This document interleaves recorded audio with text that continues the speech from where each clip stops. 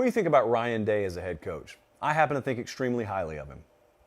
But I know some people are down on him right now because he just lost again to Michigan. But they're in the playoff, so there's that.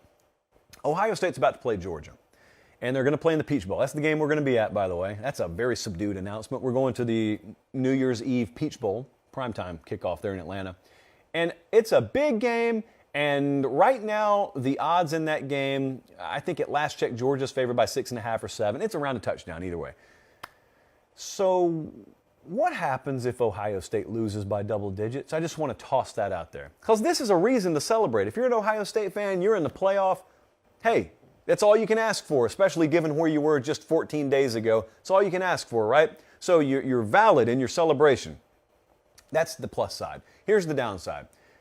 Not to be negative Nancy here, but if you lose again by double digits, did you celebrate just to get tossed in the wood chipper again for the 4th time in the past 4 big games?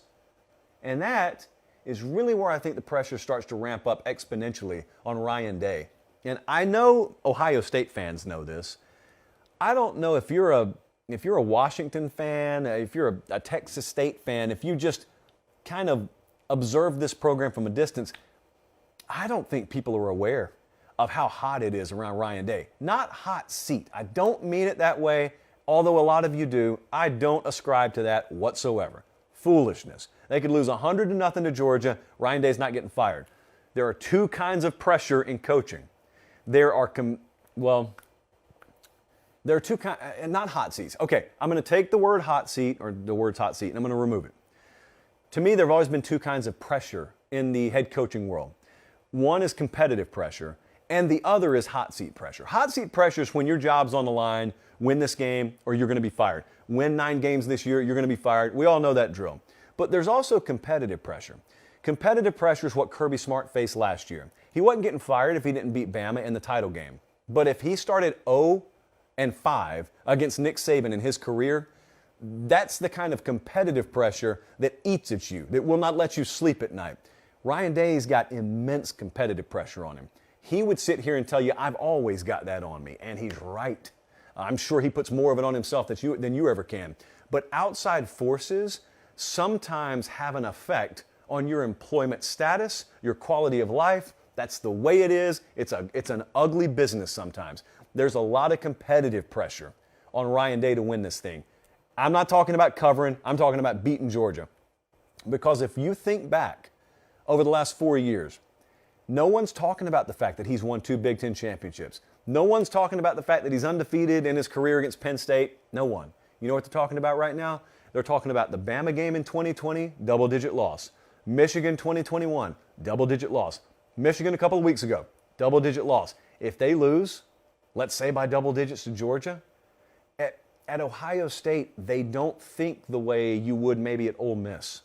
They don't think that way because they look at their schedule every year and they know how disproportionately more talented they are than everyone.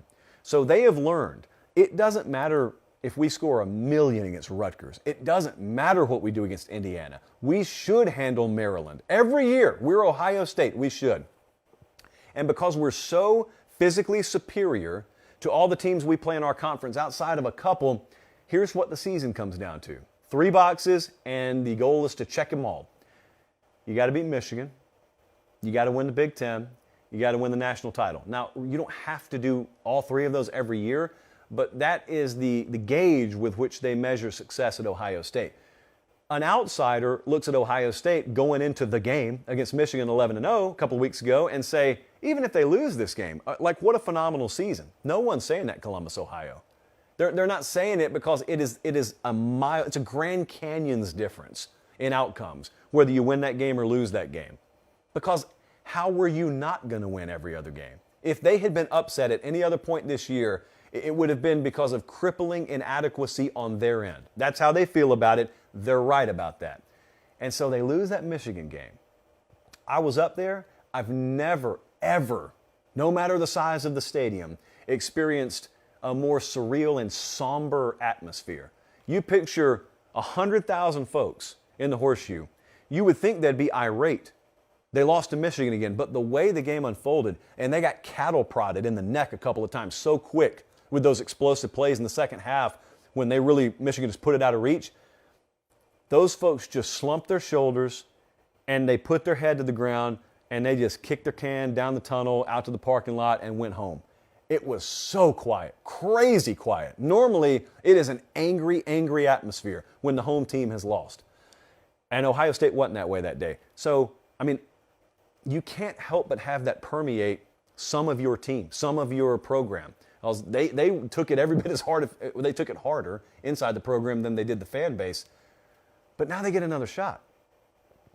It's a fine line. At a place like Ohio State, you really got to be there to understand it because of the nature of their surroundings. It's such a fine line. You can go 8-0, 10-0, 11-0, but if you don't win that Michigan game, given the state of the Big Ten, like it'd be one thing if the Big Ten was full of powerhouses. They would be able to appreciate 11-0 and then going 11-1 a whole lot more than they do right now. But your conference's weakness around you, relative to you, actually hampers you because you don't get credit really. You don't get credit for beating them the way you probably normally should. So I want you to fast forward now. It's one thing to say it. It's another thing to actually see it happen. Sometimes you have to see it to realize. Just like this Ohio State-Michigan game. We did a segment going into that week. Do you know what's going to happen if they lose? Remember that? We were out in College Station, I think. We were at the TexAg studio doing the show. And I was talking about the game and I said, Ohio State's favored and most people expect them to win.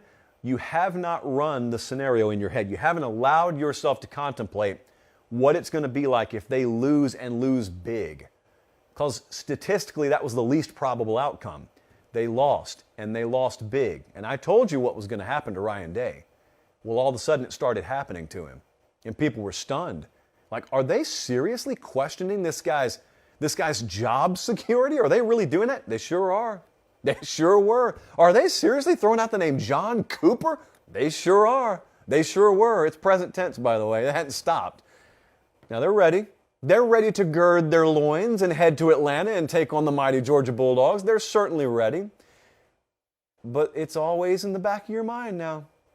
Once you've dropped the ball by double digits 4 consecutive times in these big moments, it's in the back of every Buckeye's mind, from Mansfield to Akron to everywhere in between. What if this happens? What if we get run out of this building? You're playing the wrong team. If you're not ready to physically bring it, you are playing the worst possible team you could find in this country if you're not ready to physically bring it. If you can't match up better, which I happen to think they did a pretty decent job of against Michigan. Like there's this narrative out there, they just got put on skates again. They didn't. They gave up, it feels like 35 points in about 5 plays. I think that's actually true. They held their own at the line of scrimmage a lot better than last year. You got it to do in Atlanta. You got it to do. Guys, thanks for watching Late Kick. Make sure and leave a comment. I love interacting with you. But most of all, please like the video and subscribe to the channel. That's how we keep all of this free.